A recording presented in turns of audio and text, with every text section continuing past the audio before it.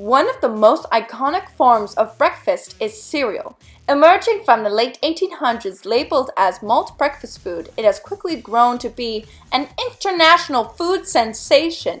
From Cinnamon Toast Crunch to the simple cornflakes, it has surely graced your life in some way.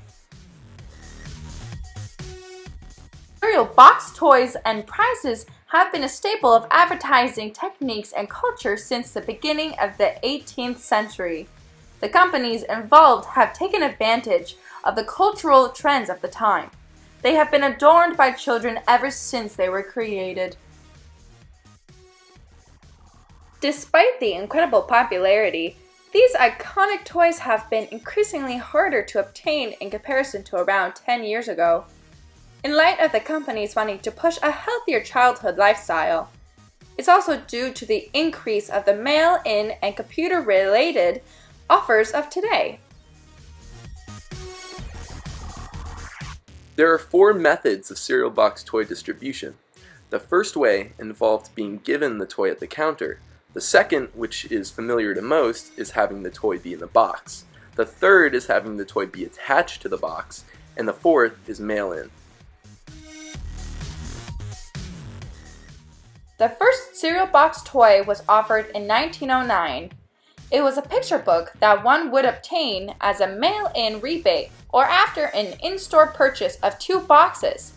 W.K. Kellogg was responsible for this. At the moment, it's worth about $60.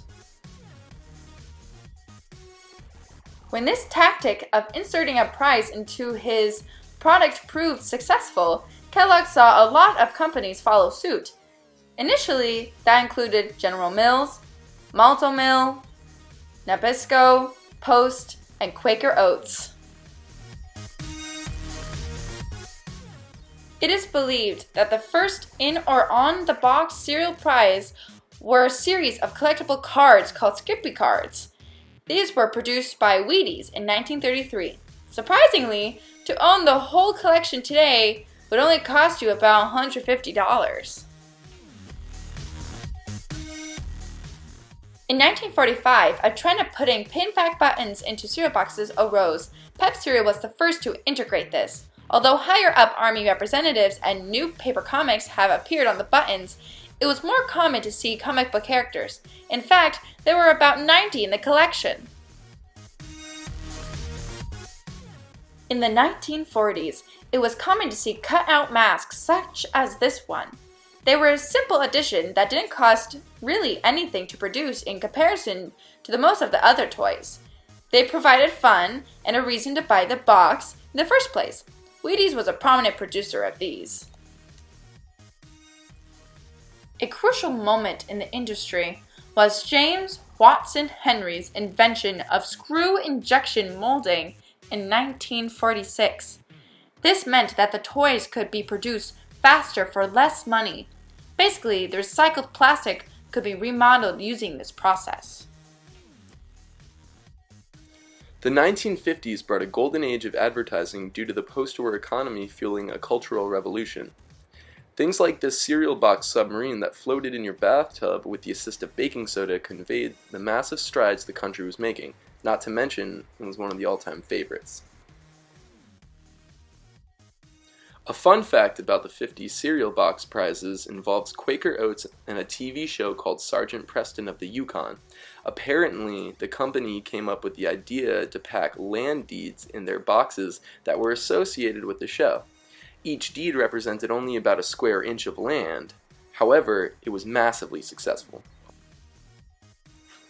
Of course, a particularly essential part of cereal box toy history is the toy car.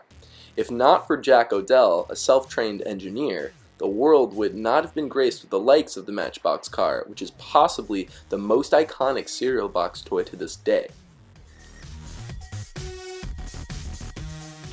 Toy cars are some of the more popular of the cereal box prizes, and have definitely been deemed so given their recent collector prices.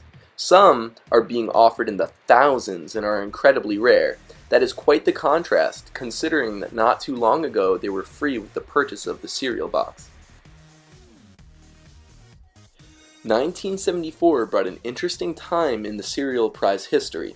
It was at that time that the Federal Trade Commission had the idea of banning television commercials that advertised the cereal box toys as a selling element.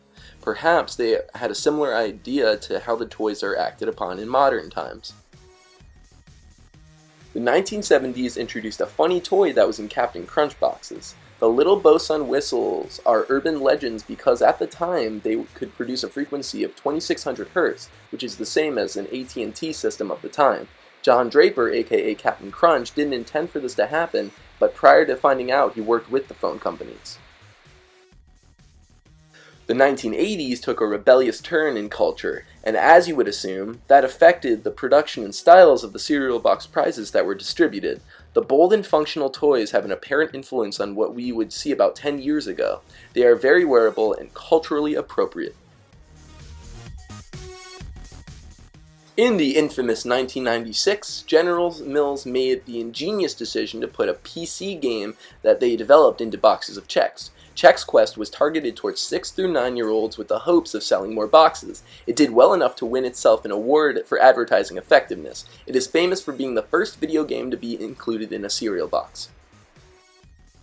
Fun fact, a man named Kurt Robinson has accumulated around 1,300 cereal prizes since 1973 and doesn't plan on stopping soon. The 78-year-old man has been doing it practically his whole life and has to call dibs on the toys he still manages to get today. This man is a visionary. As you can see, the cultural impact of cereal box toys is still persistent even after this so-called downfall. They were the reason kids rushed to the supermarkets and were also a cause of a lot of parental anguish. But in light of their downfall, it's important to try to keep them going because they mean a lot to people around the world.